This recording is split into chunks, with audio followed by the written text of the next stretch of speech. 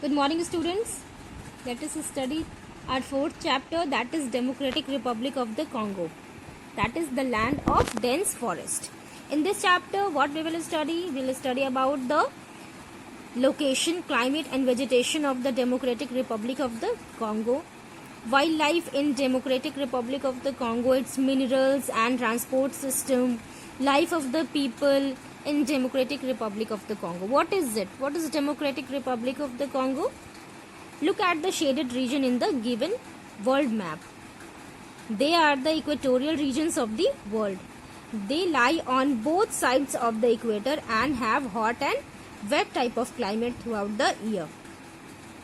Most of these areas have thick evergreen forest. What is the reason behind it? Why most of these areas have thick evergreen forest? We'll know about it later. Democratic Republic of the Congo in Africa is an important country which lies in this region. It was earlier known as Zaire. It became independent in 1960. Its capital city is Kinshasa. So, what is Democratic Republic of the Congo? It is one of important country of the continent Africa. Capital city is Kinshasa. Democratic Republic of the Congo is the second largest country in Africa with an area of about 23.5 lakh square kilometers. It has equator passing through it. As you all can see here. Now let us know about the location and land of Democratic Republic of the Congo. You will see that the equator runs through its north. It is surrounded by the 9 countries.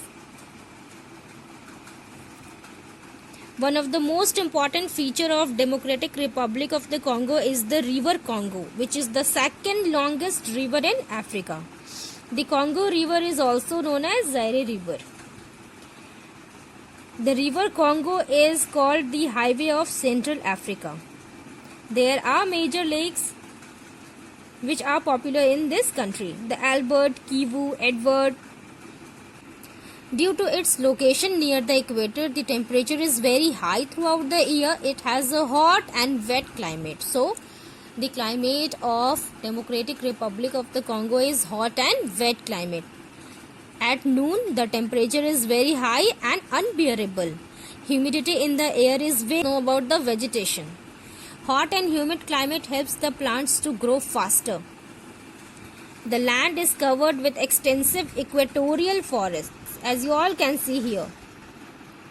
These forests have a large variety of trees and plants in a small area. As a result, these trees compete with each other for sunlight. They are more than 40 meters in height and form a canopy of leaves at the top.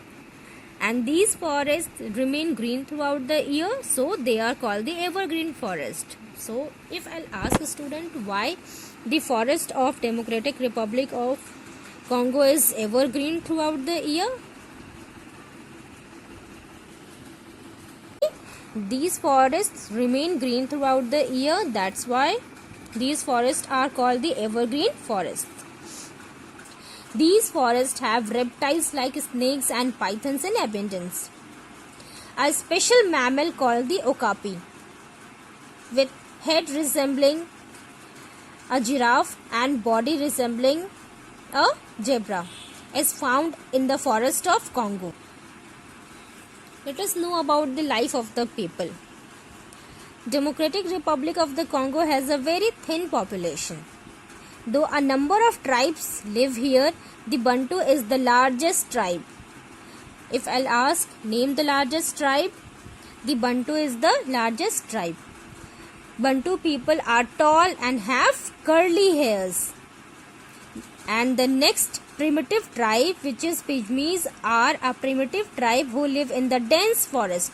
They are extremely short and live in houses made from twigs, leaves and tree branches. They live by hunting, trapping animals and gathering honey. And main occupation of people of Democratic Republic of the Congo is farming and mining. and the main crops grown here are cassava. You all can see the picture of cassava here. Maize, banana and rice. Which is the staple food crop of Democratic Republic of Congo? The answer is cassava. The cassava plants has long and fleshy roots or tubers under the ground. Its tubers are used to make floors. Water is an important resource here. It is used for producing hydroelectricity, which makes up for shortage of fuels like coal and petroleum. That's why water is an important resource in Democratic Republic of Congo. Water transport is important, and Matadi is the chief seaport and Kinshasa is an important river port. Roads and railways are also there, but they are not well maintained. That's why they used to prefer the